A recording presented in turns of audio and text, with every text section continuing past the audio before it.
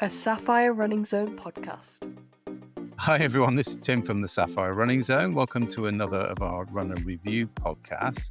And today we are joined by Simon, who's going to tell us all about the Manchester Marathon, which he did very recently. So welcome, Simon. Tell us all about your running journey and why you decided to have a go at Manchester. Hi, Tim. Yeah, thanks for having me on. So yeah, did Manchester Marathon just over a month ago now. I've done a bit of running in recent years, and it started when I stopped doing so much sport like football, tennis. I used to play, wanted to get into something else, and when I could control doing that in my own time. And I live in a small village, so you can get out to rights of way, get out into the countryside quite quickly. And over lockdown, we got a dog as well. And we need to take the dog out anyway. So it seemed to kind of kill two birds with one stone, as it were, to start to extend the runs, take the dog out, give her some exercise. And as I started to do more and more running, I signed up to a few events. I'd never done a marathon before, though. I'd done a few 10Ks to start with and done a few half marathons. I did the Nottingham one a few years ago and the Ashbourne one more recently. And then about a year ago, I thought I'd sign up to Manchester Marathon to stretch myself a bit. And after that, I also decided to then use that as an opportunity to raise money for Scoliosis Support and Research because my daughter, Isla, my youngest, is 14 years old.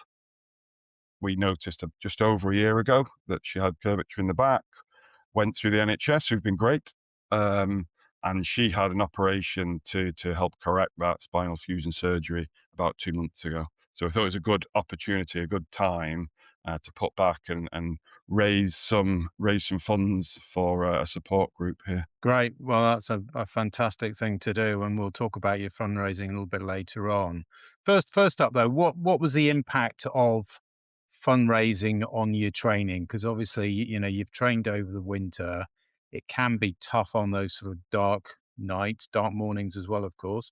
What impact did fundraising have, knowing that you were doing it for somebody else apart from, it wasn't just about you? I knew it'd be a stretch for me because I'm by no means an elite runner and not built like that, etc. And so I knew just getting around would be a challenge. But once you sign up for that, it does motivate you.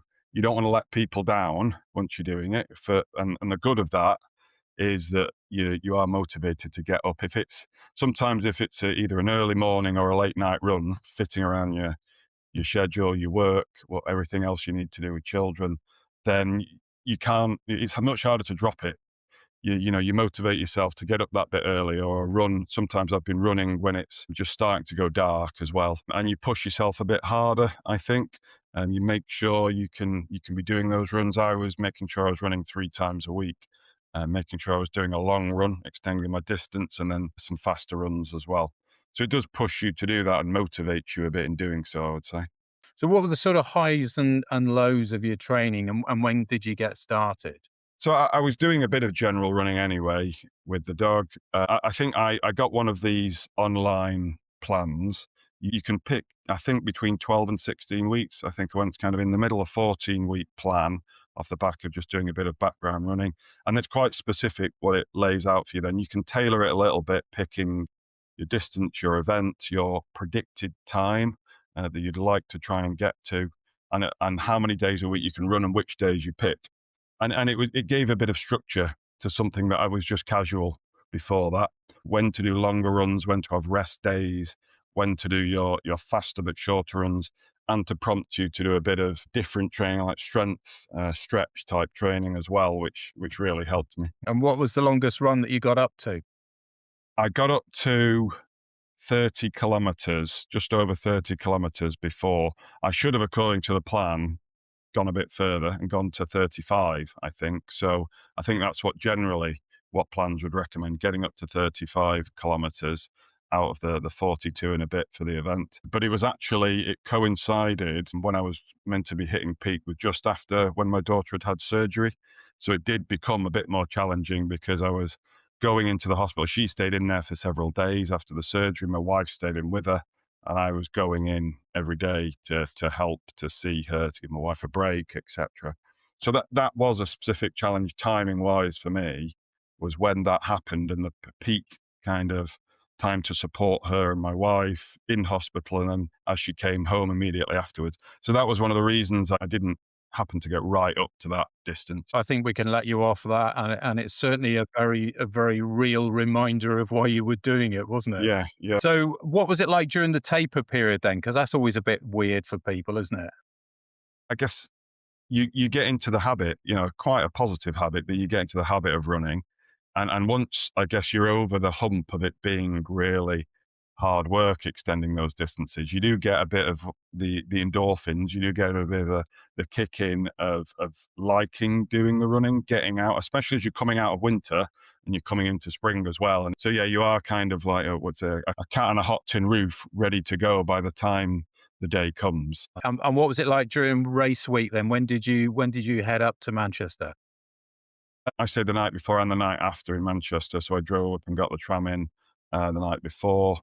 And I did Manchester because I'm from near Manchester, a little town called Glossop originally. So I do know Manchester fairly well. It was the nearest big city when I was growing up as a kid. And because of that, I've got several friends around there. So tell us all about the start, because obviously these big races can be quite an eye opener for people, can't they? You don't have an expo for this one, do you? So the first time you realise the scale of the event is when you actually get there, isn't it? What was it like at the start? Well, we'd recce'd it the day before to figure out where we were going to go, but it was fairly easy. The tram system was running; it was busy, but that was running, so that was good. We stayed in the middle of Manchester, came in. I'm also a Manchester United fan, and it starts just outside Old Trafford, so that was a nice start to have as well. So I got some photos with some of the statues, some of the football legends there, and things. But yes, obviously it was very busy. It was very well organised. They were running the waves. I think I didn't realise before as well is you sign up for waves obviously and you give a predicted time. As I did my training, I got a little bit better, so I think I was able to go a bit faster. But a tip, I guess, when you sign up, you're able to drop back in waves but not move forward. So there's no harm to some degree being a bit ambitious. So I had to start a bit further back in terms of the predicted wave timing, but that worked quite well for me because at the beginning they tell you not to go too fast, but I knew I'd be a little faster than most of the people in my wave. So I got towards the front, and then you've got open road in front of you until you go and catch the next wave. And that works quite well. You're not in traffic too much. It's not too busy until you hit that next wave, which is quite a way on. So in one side, there's no harm signing up, being a bit ambitious because you can drop back in the wave you're starting, but starting a little behind your predicted time lets you have an open road in front of you, which can work well as well. So how far apart were the waves? How many minutes? It changed as you went through, but I think ours were 10-minute time differences as you went through. So I signed up to a 4:20, and my target as I went through training, and the apps help you predict that with something behind it, I guess, some science behind it, was getting to 4 hours. So I was two waves behind where I thought my predicted time would be. So tell us what the first half was like then, getting up to Altrincham. So the first half was really enjoyable. It was a really sunny day. It was early spring, and you start fairly early. And that's the other point. Obviously, the earlier your predicted finish time, the earlier in the waves you start. So early in the morning you start as well. So my friend was one behind the elites. He was starting on a 2:30, 2:40, which is great, but it meant he had to be up really early. I think he was starting running at 8 in the morning. So then you've got to be there, think about up to an hour before to make sure everything's ready. And obviously taking in food and water before that as well. So it meant he was up at 5:30 in the morning. So yeah, you turn up well before. It was well set up. You'd go through, and then you'd be in a holding pen before you went through. Everyone would have their gels and things. Then you could see everyone had their own pre-race kind of routine ready to go. And then the first half was beautiful weather. And I guess the second half, as we came towards the middle of the day, the sun became a bit more of an issue. But the first half, because I was set off about 9 in the morning, was very nice. And I've done half marathons before, so I really enjoyed the first half. spoke to another chap called Jack, who I didn't know before. And so we chatted during the first half as well. And we tried to hold ourselves back. As I say, I had the open road in front of me because I was a little faster than most of the people around me in my starting wave. But I did have a watch on, and I was monitoring a couple of other people who were kind of bang on a 5:30 pace.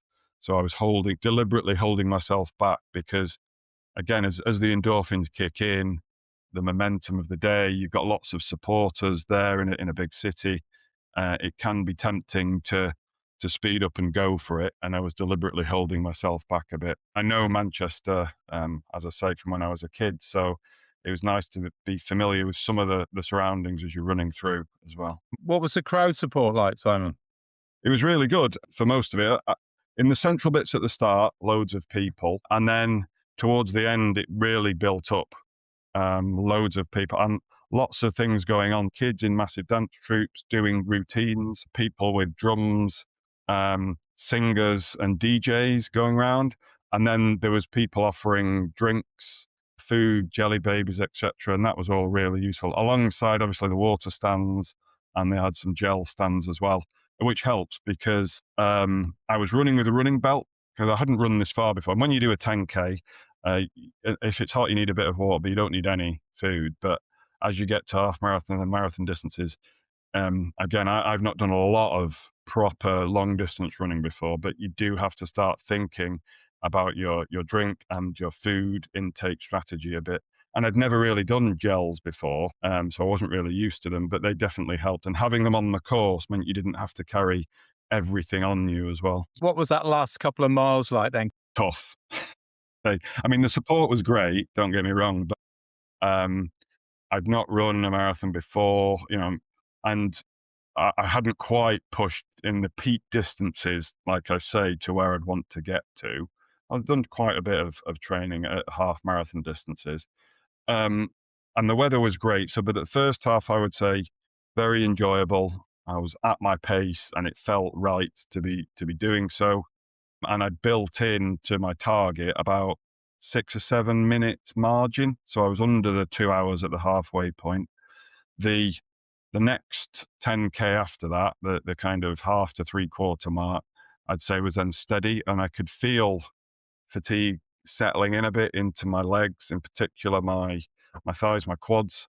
As I got to kind of the 30K mark, 3/4 of the way through, it did start to hurt a bit. And I was having water, having gels. But then from 30 odd K onwards, that fatigue started to become quite tough in the muscles. And I could see me starting to drop down. And at one point I had to psychologically let go of my target of 4 hours, I would say, and just say, the target now is to just get finished. And I could see my pace dropping a bit, but I took some headphones with me. I didn't listen to music for most of the race. I was running, chatting with this other guy that I met as I was running. But at the 3/4 point, I chose to put the headphones in and listen to music and kind of, as the kids say, lock in, as it were, and just focus on myself, focus on keeping running. And I'd learned a lesson from a previous half marathon when I got really tired. I thought I'd walk for a bit, let my muscles recover and get going again.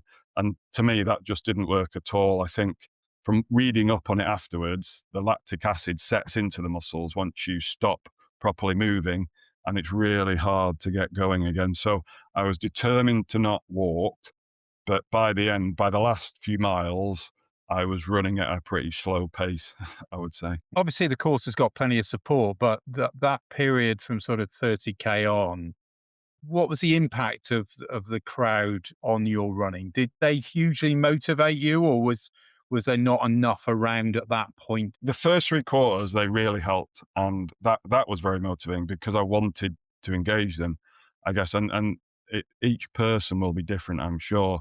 But the last quarter, I'd chosen to get in my own head a bit, put the music in, and I've made my own playlists with music which steadily kind of ramped up a bit as well. I chose to do it that way. So it was great to have the crowds, but they weren't, I wouldn't say, motivating me at that point because things were hurting. I think psychologically, it becomes harder to engage with people when your legs are just hurting, basically. So I chose to internalize it a bit and go like that. But other people may be different and may get motivated more externally when they're going through that challenge. What was that feeling like going over the finish line? That was relief, because I was very determined. And I guess on reflection and listening to some other people who've run marathons for the first time as well, I was very determined to get over, partly because I was fundraising, but also if you think about it, you haven't got a lot of option. You're kind of, you could choose to stop and go over the side, but then what are you going to do? You know, that there isn't a car to come and pick you up and take you back to your hotel. So you're committed, I would say. You're physically committed because you've got to get back. So it was a feeling of relief. And then to see friends was great. And then it was a slow kind of come down and a realization, having done it, but also letting the fatigue subside, collecting the medal. You get given as well, you get given alcohol-free beer. They push this as isotonic now, and it's a brand called Erdinger. So receiving that was kind of unusual, to get a beer at the finish line. But yeah, it was a great feeling. You see all these other people coming in, and you do see. I was struggling a bit by the end, and you see a range of people. You see some people who are elated and have still got energy and they're running at the finish line. You see some people who have really been challenging themselves and are absolutely exhausted by the finish line. And so it's a difference between celebration to relief. You see quite a range of different emotions at the finish, I would say. Yeah. And what time did you do? So I got 4:09 in the end. So I built in that margin, but slowed down a bit in the end. But that was, I guess, going back to when I signed up, it was still faster than I thought I could do before I started my training. So I'm still happy with it. But I would like to be able to beat 4 hours. And when I finished it, I was of a mindset, I'm not doing this again. But they actually give you about 2 weeks to sign up. And the other thing about Manchester is you're guaranteed, if you have to pay, but you're guaranteed to get a spot, unlike London, which is, I think it's moved from over the years from 5 to 1 to 10 to 1. I think it's nearly 20 to 1 if you're not in a club or getting a charity spot. So that was the other attraction with Manchester. You could guarantee getting in. And 2 weeks later, my friend signed up again, asked me, and I caved after another 2 weeks. I'm signed up to next year to try and go and beat that 4 hours. Oh, fantastic. That's a great time. But what's more impressive, I think, is the amount of money you've fundraised, which is absolutely incredible. Tell us how much you've raised and tell us how you did it. I set a target I think I committed to that about 3 months before. Set a target of getting £1,000. Soon managed to get to that. And then with the help of my wife, my kids, etc., and friends, and we really pushed it in the village and on some WhatsApp groups and on social media, we got to 2,000 by the time I was on the start line. And then a bit of pushing it afterwards, we managed to get up to 2,500. And it's kind of, so a trickle carried on afterwards. So that's great. Really impressed. Didn't think I'd get to that. I thought £1,000 would be a challenging amount to raise, but thanks to the family, friends for really pushing that. So you use the groups you've got, ask them to push for you would be my advice to others fundraising. Running events can work really well. We live near a village hall. We've run events selling stuff. Another big one you can get fundraising off is running a race night. So you can, quite cheap online on eBay, you can buy these DVDs. They're pre-done horse races. So you can run a night where you invite people in and they do betting on it, basically. Half the money goes to people winning with winning bets, half the money you take for the charity. And alongside that, you can sell drinks, food. And we ran a raffle. And the raffle on that night was probably the biggest money raiser because we got the prizes from local businesses in the area. They basically donated them. So running an event, having a raffle, running something like a race night can be it takes a bit of time, but it can be a really big fundraiser.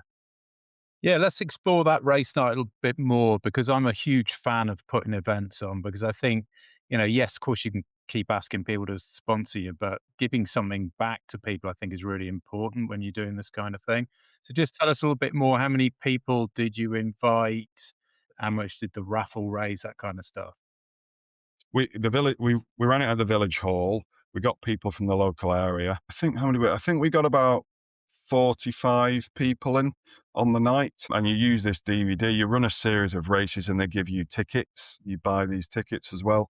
And my daughter and her friends sat down, took the bets, 4 of them, and you'd run 8 races in a row. You'd typically be getting in, say, 40, 50 pounds per race. Half that would go to the winners, half that you'd keep back then for the charity. And then we ran a raffle. So that was raising, I think, £250 on its own, the raffle as well.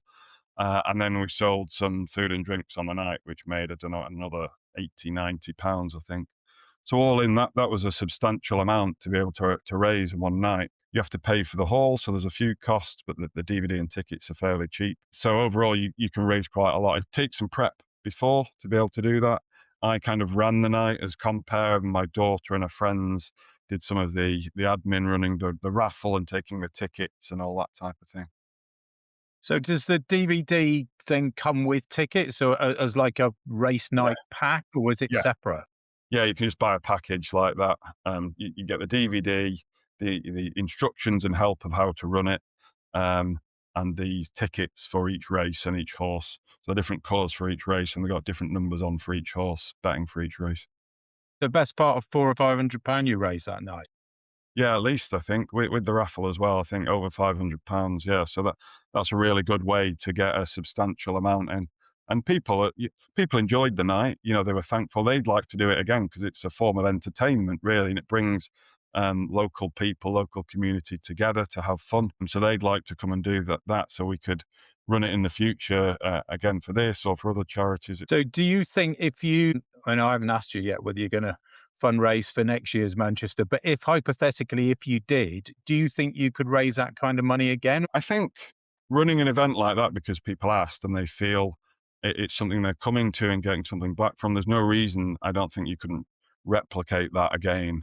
The way you're asking people to donate, close family would probably donate the same again.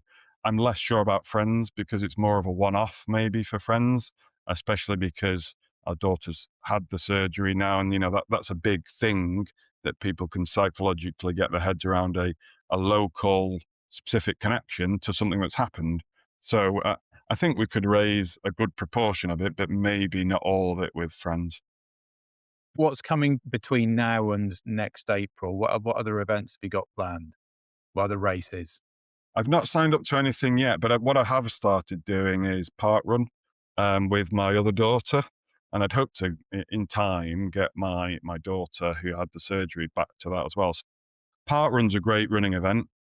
It's free. They run all over the place. It's 5K on Saturday mornings, usually a 9 o'clock start. And so that's a way to just get people into running. And people of all ages, and abilities run there. They call it a run rather than a race because it's getting people participating rather than it being very competitive. But fast runners do go to it as well. So I hope to sign up to another event here. So I think it's Elveston Castle. I've got a 10K and half marathon event coming up in the summer. So I'd hope to sign up to that. Again, it keeps you honest, if you like. It keeps you running if you know you've got an event coming, forces you when you can't decide if you're going to get up in the morning or do that late run to push yourself a little bit.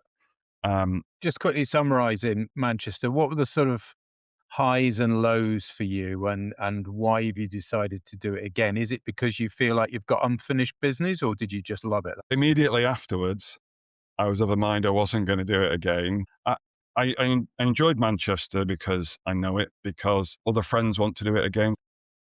Doing training alongside someone else is useful because you can talk about the plans you've got in training, how you're doing training, and you can see that other people have challenges as well. Some people get injured, and have issues. One friend I was going to do it with did have to pull out as well. And I think as you get a bit older, it does become harder to recover from some of the injuries you might get.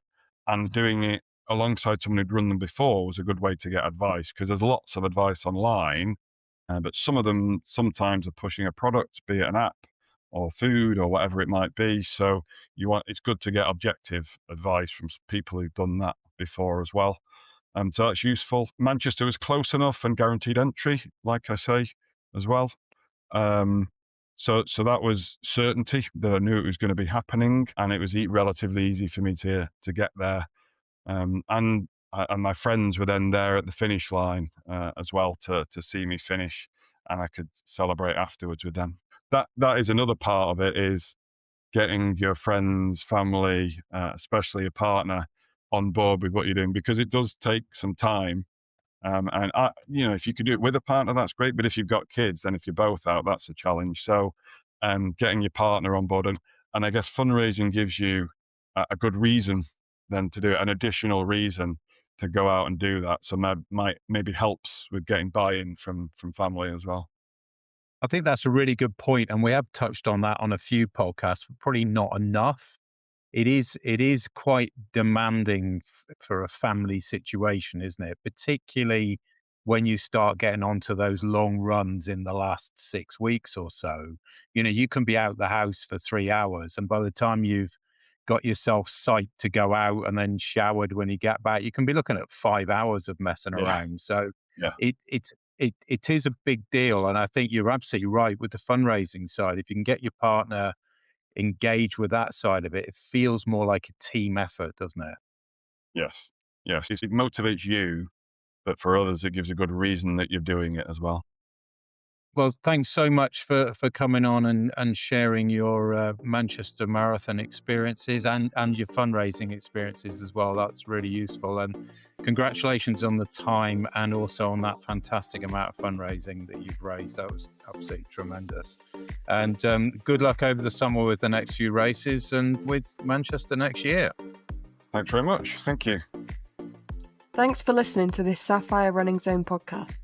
Keep checking back, as we have lots more podcasts coming soon.